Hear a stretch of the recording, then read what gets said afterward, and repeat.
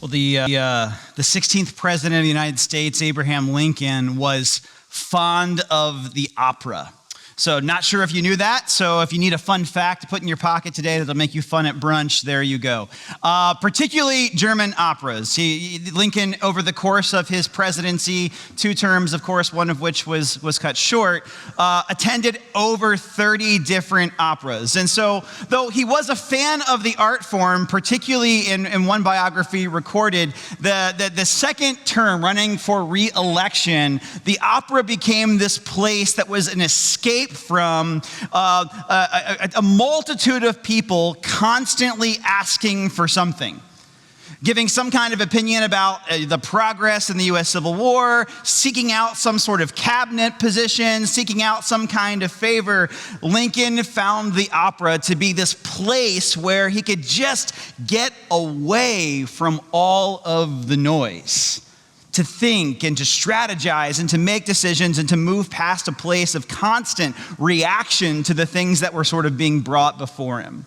So the premise of this series over the course of the past 5 weeks has been you might get some time away and your flight might not get canceled, and you might, in between chasing someone's kids or cousins or someone around this summer, feel a little bit rested, but there's a good chance in the polarity and the heaviness and the cloud of COVID and the nonsense that even if you did do some kind of vacation, some kind of getaway, that there is enough strain, there's enough heaviness, enough just stuff that you have to deal with that just makes you tired.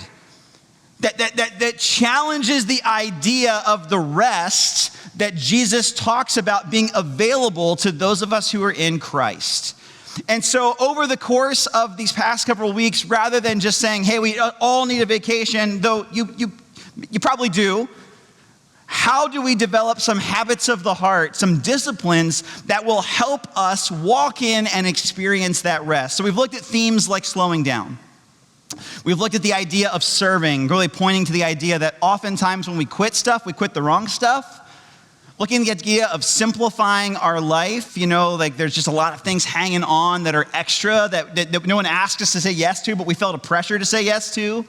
And then last week, the idea of Sabbath, this thing that so many times we're like, no, that's like an Old Testament thing, but rediscovering the beauty of this habit that Jesus himself wanted to reframe. Today, we want to close this out, as you know at this point, by looking at the idea of silence and solitude. And I think first and foremost, we have to kind of lay a foundation for how what we're talking about is different than what we've spent a lot of the past 2 years experiencing. Because I think the first time I introduced this concept to somebody a couple weeks ago, they were like, I don't like to be alone. I've spent the past 2 years living in some kind of isolation, and it's been a problem. What we want to distinguish between in our next few minutes together is the idea of isolation and the idea of solitude. Isolation is a lot of what we have experienced, kind of the involuntary fragmentation or isolation that, from a community of people that, or a work thing, or just something in general, right? Like this is something that some of our friends in church family are experiencing right now as over the course of 2 years, health has declined and it's more of a challenge to come to church or to be in a place of immunocompromise and to have to reshuffle how you do community is it can feel isolating. And so what we're not saying here, in fact, what I'm even calling attention to is for those who are in that position, let's check on our friends. Let's be proactive. Let's not be folks who say, well, you should have called. You should have said something. No, we need to be proactive in that regard. What I'm talking about for our purposes this morning and this last habit of this series is to say, what are these moments where strategically we step away so that we can reframe and process and reprioritize and step back in to the grind that we're facing. Because if we've learned anything over the course of the past couple of weeks is that this rest that Jesus offers is not the absence of suffering, is not guaranteed 11-game winning streaks or 12-game winning streaks. It's not everything coming up you, your flight not getting canceled, you not having to deal with any COVID interruptions in perpetuity going forward. Like it's something that's available to us even as we process the heaviness and disappointments of our moment. 22 times in the ministry of Jesus, there's 4 books of the Bible, if you don't know this, that are called Matthew, Mark, Luke, and John, that record the public ministry of Jesus, the life of Jesus, the teachings of Jesus, the things Jesus did, the things people said about what Jesus did. And 22 times over those 4 books, it's recorded that Jesus got away from the things that people expected him to do, to be alone, to be with God, to reframe, to find quiet places. Right? So what we're not doing when we have this conversation is finding one little verse buried somewhere in the New Testament and writing a whole message about it and going, it should be. Like what we got is a pattern that Jesus modeled for how to deal with the burdens and pressures of people. And if we're about anything around here, hopefully we care about the thing that Jesus cared about. And part of the strategy Jesus employs to fulfill and carry out that vision and mission is this idea of silence and solitude. So what we see in this text and what we see this morning is that we're going to see solitude as something as strategic. Solitude is strategic. What we're not doing is what a lot of us will honestly do when we have heavy times, right? We will find ways to find short-term escape that are often reactionary, right? Hey, I had a terrible day, and so I'm going to crack a can of this open, or I'm going to uncork a bottle of this, or I'm going to watch one Netflix show, which becomes 10 Netflix episodes, and the passive-aggressive Netflix guy is like, are you still there? A lot of our reactions to stressful encounters, situations, people, is to react. But solitude and silence are a proactive thing. Jesus talks about this, or it's said of Jesus about this in Luke chapter 5, verse 16. Verse 15 says this, yet the news about him spread all the more, so that crowds of people came to hear him to be healed of their sickness, but often Jesus withdrew to lonely places and prayed. Jesus wasn't lonely in the sense that Jesus had one follower. There's just he's not the little avatar or Twitter with 2 followers trolling you. Jesus had notoriety. Jesus had people that expected and wanted things from Jesus. And one of the moments in which Jesus reframes his relationship to those things is to do what was just said, to step away from that pressure, away from that burden, to find lonely places, quiet places, and to pray, to curate an environment where Jesus could be connected to his vision, connected to the character of God, and then to reframe his relationship to other people. The author Henry Nouwen, who is just a brilliant author, it writes a lot about kind of some of these habits of silence and solitude, calls solitude the furnace of transformation. Because without solitude, he would go on to say, without solitude, we remain victims in our society, and we continue to be entangled into the illusion of the false self. Now, that sounds a bit melodramatic, doesn't it? Oh, come on. Because I like my phone, because I like Netflix, I am falling into the illusion of the false self. Well, what's Nouwen's definition of the false self? Nouwen talks about 5 things that are often attributed to your source of identity. And it's probably something you can relate to. The idea that you are what you do. The idea that you are what you have. The idea that you are what other people think of you. The idea that you are your worst moment, and you're only your worst moment, or the idea that you always have to get back to that best moment and keep living up to that best moment. Nouwen says that's the false self. But if we're honest, a lot of our brain space, a lot of our reaction, a lot of our processing, a lot of our unhelpful escapist behaviors are motivated by those 5 things. And that one says the solitude, as Jesus models, is a place to step back from those burdens, to process those pressures, and to figure out, as James Thurber says, what we're running from and why. What we're running from and why we're running from it. Maggie Ross, in her book, The Benefits of Silence, or The Silence, a User's Guide, says that when we do this, when we experience this kind of solitude, we can shift away from the artificiality of the surrounding culture. Meaning like whether we like it or not, there's like algorithms in our pocket trying to direct our affections and our attentions. That we can grow in our ability to wait and see what unfolds as opposed to just running to a device or something that gives us a dopamine hit every time we have to sit in an uncomfortable silence. That we can realize sometimes how foolish some of our ideas really are. Now, I got to tell you, in moments of solitude, I actually think I have some really good ideas. Like, I actually feel like I tend to solve a lot of the world's problems. And if people were just listen to the things that I say, does that happen to you? Maybe I'm the only one, but I also have some thoughts that I'm like, nah, I probably shouldn't ever say that out loud, right? Like, that probably isn't a good idea, or if I articulate it a little bit to the dashboard here, it didn't sound as good as the thought I was beginning to process. In a sense, because we become more compassionate, because we can kind of refill our tank, and that we can influence others for the good out of the changes God is doing in us and through us. Meaning, we don't just have to give something we don't possess, we can actually recharge and reconnect. In her book, The Tech-Wise Life, Amy Crouch, who wrote the book at age 19, wanted to write a reflection on what it's like to grow up in the digital age, because she felt like a lot of the books that were being written were people my age telling young kids, get off my lawn, as it relates to technology. Like, it's all bad and it's all eating you alive, and I still think that might be true, but Amy Crouch wanted to write from the position of having grown up in and around it.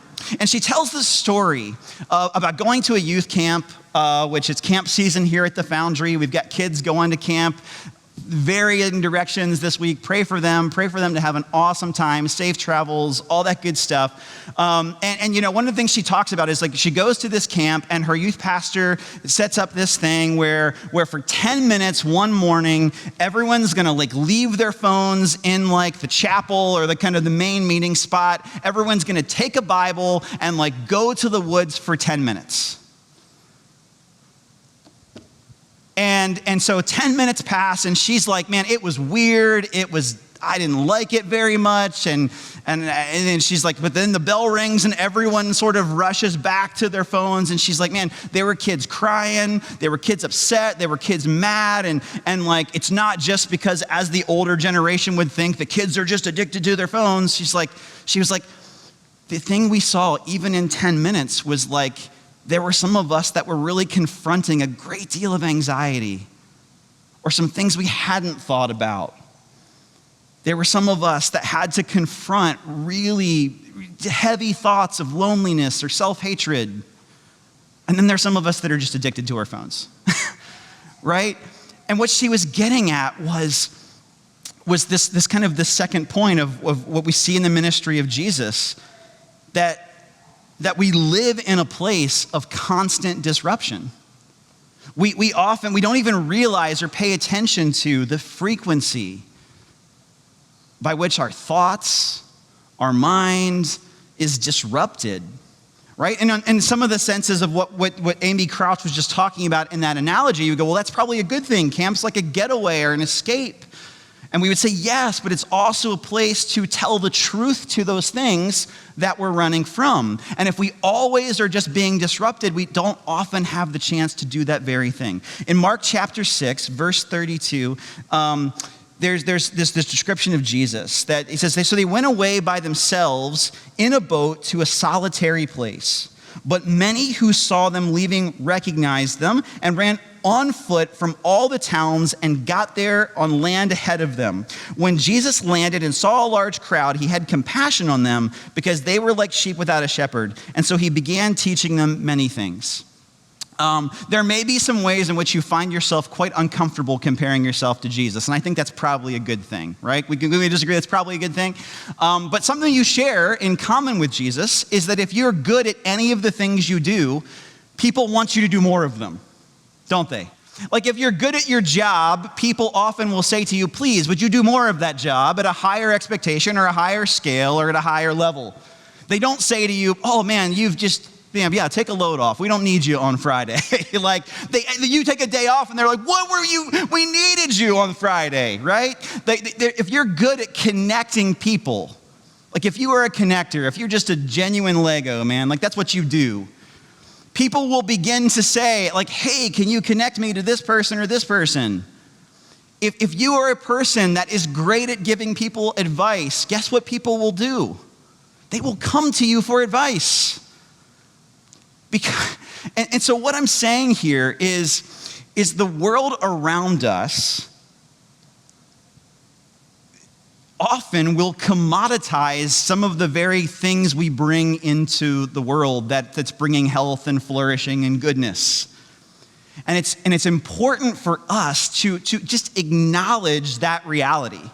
Because if we don't acknowledge at least that reality, we're going to be in a constant state of reaction. And whether we realize it or not, whether we have the kind of cell phone that jumps from 80% battery to 2% battery, or we have the steady decline, if this is the world that we're living in, there really is just a constant, like in being interrupted and being thought about, being networked with, just a constant taking from us that has to be replenished somewhere.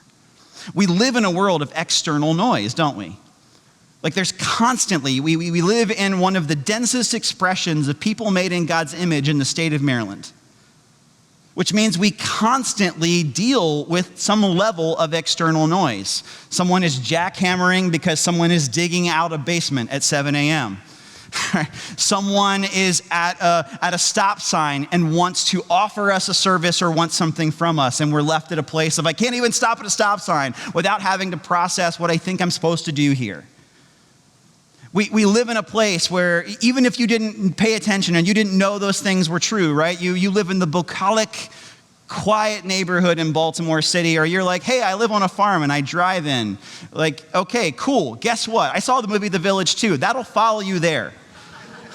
It follows you there. The noise follows you there because you also are accessed and connected to the rest of the world, which is constantly trying to get you to buy stuff, to trust its resources that like will pop up in little search ads, the weird things that you Googled and you're like, I didn't want to see that I Googled that again, but here it is. We live in a world of external noise, but we also live in a world of internal noise, don't we? We live in a world where when we slow down, many times we begin to rehearse the dashboard conversation we'd like to have with our mother, or we'd like to have with a family member, or we're trying to figure out how to have with a friend we care about. And if we're just living at a place where we're constantly distracted, we will not confront those things. We will just keep putting those conversations off. And I don't know if you know this about conversations, particularly those that involve wounds. A lot of times they don't just heal themselves. Time doesn't just take care of it. For every time we can go, yeah, it was kind of a big deal for me in a moment, but then I got distracted and I forgot about it. For others of us, there's this shadow self, always trying to catch up to us when we slow down, and then we're like, oh shoot, I gotta keep running. And here's the deal. I would agree with you, those of you who would say, hey, idle hands are the devil's playground here. I'm better when I'm busy. Yes, we're not talking about not being productive. We're not talking about being idle or lazy, but we've got to confront and admit, much like Jesus did here, is that as we are going and as we are caring for people, there is a toll. And it's difficult for us to give and share the love and compassion and empathy from Jesus if we don't possess it in our own story. And so silence and solitude is a chance to step back. It's been a few minutes since I mentioned it, so maybe you didn't notice there that even with people being irrationally demanding of Jesus here and following them and anticipating where they're going, Jesus still manages to have a bit of compassion and to figure out how to care for them. And I would say that's forged in the quiet moments that the author here in this text didn't see. and didn't have a moment to capture or to take down. This also demands us just confront something that we know is probably true in this conversation, but we don't like to talk about, which is that we have in our pockets a little like slot machine that is like our gateway to getting out of things that we want to feel uncomfortable in, right? So Microsoft did this like study. I think it shows up in John Mark Comer's Ruthless Elimination of Hurry. A great book, lots of formation as far as this series goes. But I think it's a Microsoft stat that says that 77% of people when they're bored reach for their phone. Right? You are probably in that 77%. I find myself in that 77%. Right? And for every time that like helps me on an airplane avoid having weird conversations with the person sitting beside me that wants to talk about something weird, or the person that finds out what I do for a living and is either like really, really into it or really, really not into it and wants to tell me all about their feelings either way, like in that moment, the phone's like a good escape. Well, I got like a thing, I'm writing a thing, like I'm watching it, like I got to catch up on my stories. I don't know, but if we're honest, a lot of times when we are dealing with and processing that internal noise, rather than bring it before God's Spirit, to confess it, to share it, to let it rise to the surface, to let that be processed before the love of God, before the cross of Christ, we react to something that just distracts us from having to think about it further. And again, this is not to be like legalistic and phones are the devil and you should hate your phone, but it's beginning to just help us to think about the pervasiveness of our distraction and how even just that feeling of like, I can't be away from my phone even for a few minutes is probably an indication of the level of distraction that we find ourselves feeling. Right? Anytime I try to do something without my phone, I spend half of my day doing this. Like, where is, oh yeah, I'm strategically walking away from it. I'm strategically separating myself from it in this moment. Pascal said, one of man's chief problems is his inability to be alone with himself for an hour. And I think just living in this constant nature of distraction maybe speaks to that particular thing. The Syrian monk John Climacus says, the friend of silence draws near to God. The friend of silence comes close to God. In secret, he converses with him and receives his light. I think one of the things we acknowledge, and this is part of the reason why we have phones and emails and social media accounts, is that we can see the benefit of connection, don't we?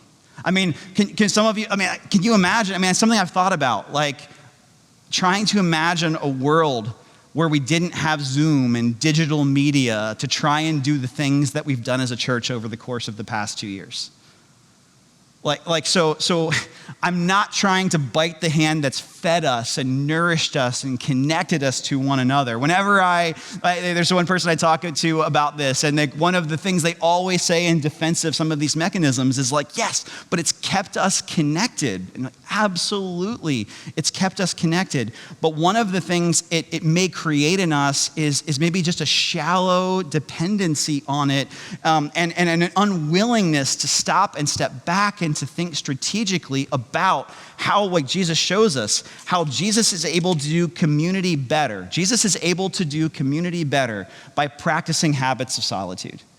We see this in Mark chapter 1. We just saw it in Mark chapter 6, where he doesn't aggressively side-eye or get passive-aggressive or to react sarcastically to these fools who are like not getting the hint. Did you have anyone in your life that does not get a hint, that does not speak subtlety, that cannot pick up on sarcasm? And you're trying all of these subtle ways to be like, dude, leave me alone, let me catch a breath, or let me have a moment, and they're not catching it.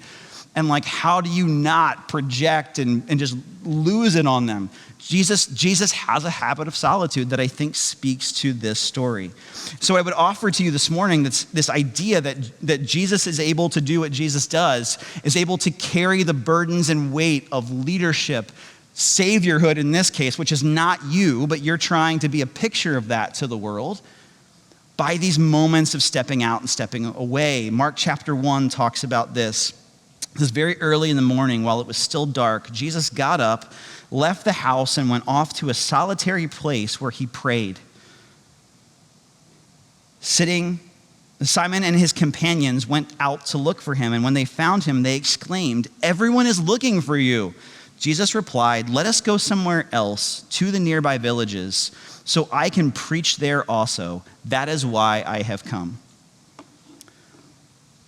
My inner approval addict reads that and I'm like, what? Wait, there's all these people with all these needs and you're not gonna meet their needs. You're gonna go meet these other people's needs. And again, what we're talking about with the sense of boundaries, the sense of urgency, the sense of feelings that this group of people might have, it's unlikely that when Jesus happens upon them, these people who are looking for Jesus, they would be able, in their place of pain, in their place of emotional hurt, to say, hey, there's probably some people over there you need to see first. Again, the world doesn't tend to work that way, does it? People don't tend to have that sense of others when they are in a place of hurt and they are in a place of pain. And what Jesus is able to model here, he's not acknowledging that they don't have pain. He's not pretending like what they're dealing with isn't important. What Jesus is able to see in this moment is the immediacy of the situation and what needs to happen first. How many of us in our jobs, as we care for people, in our relationships, will often spend our time reacting to, the easiest things to solve on our to-do list rather than the thing we should be talking about, the thing that we should be confronting, the thing that we maybe need to call a therapist and deal with, the thing that we maybe need to confess to community because it's heavy and it's hard and we don't actually want to confront it. And what this passage reminds us of is that we will do community better when we actually take time to step back into moments of silence and solitude to process. Why? Because when we do that and we connect with God's Spirit and we connect with God, we won't just feed off the spiritual lives of other people. Like God's Spirit, if you're in Christ, is available to you here in this room. You can hate this sermon. You can think it's dumb and a waste of time. And God's Spirit is still gonna wanna connect with you today. You can think that this, it's not about the coolness of the content and the excellence of the execution, but it's about the desire God has to connect with you. Where you are. It helps us maybe admit the undercurrent of anxiety. It helps us even confront maybe emotional health. How, if we're honest, some of us, we reach out to friends to fill the void, right? Some of us pursue romantic relationships because we just feel lonely and want to feel not lonely,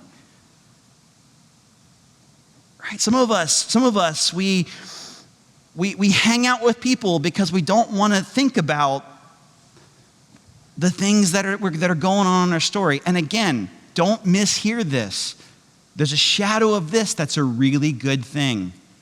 The upside of community is that we can carry and bear one another's burdens. That there's a day where you've got something heavy going on and we can just talk about the Orioles and it makes you feel a little bit better. Or there's a day when you want to deal with something heavy in your life and story and you're like, we're going to talk about whatever that thing is in our life and a story.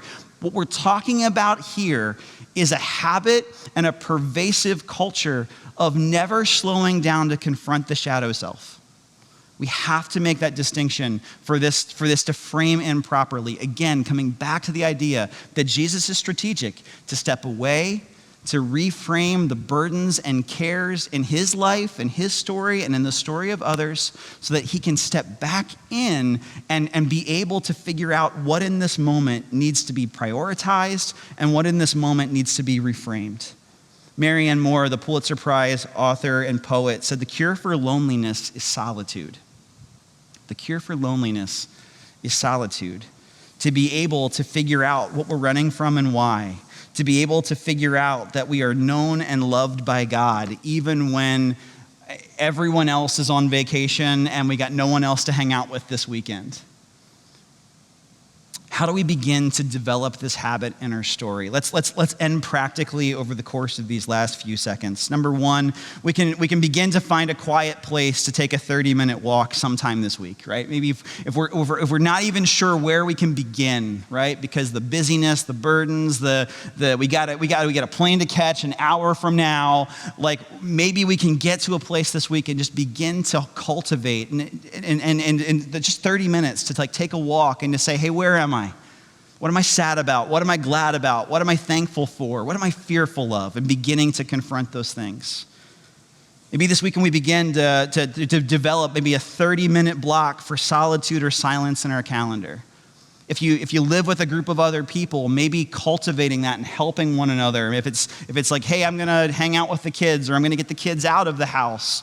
If someone you know is maybe got a house full of noise and a lot of little dudes or gals that like they can't step out and get away from right now because maybe they're a single parent. That's a great way to proactively be a blessing, and just to say, hey, can I come over and like hang out with your kids for a bit, and you just take a walk.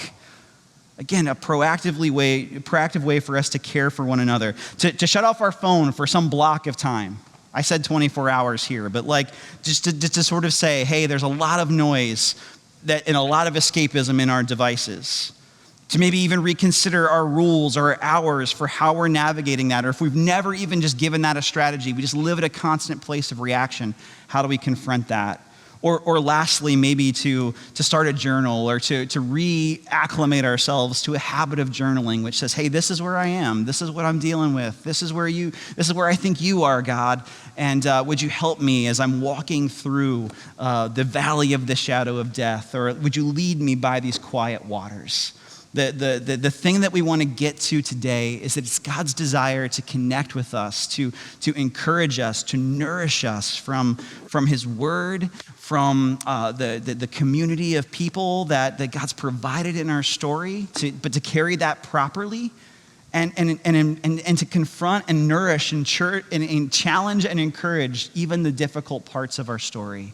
And we'll find that in moments of quiet and strategic solitude. Let's pray together.